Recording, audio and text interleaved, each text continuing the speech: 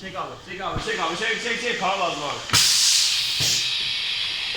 Evet. Arkay konuşma yapma. O da ki arkay çizmeye makine yaptık işte. Firma sahibi sensin, sen konuşmasın. Evet. Şu an kalem makinesi sağ ol teşekkürlerimi sunuyorum. İstediği makine yaptı. Verdiğimiz para helaldir onlara. Bir bana dayı olacak.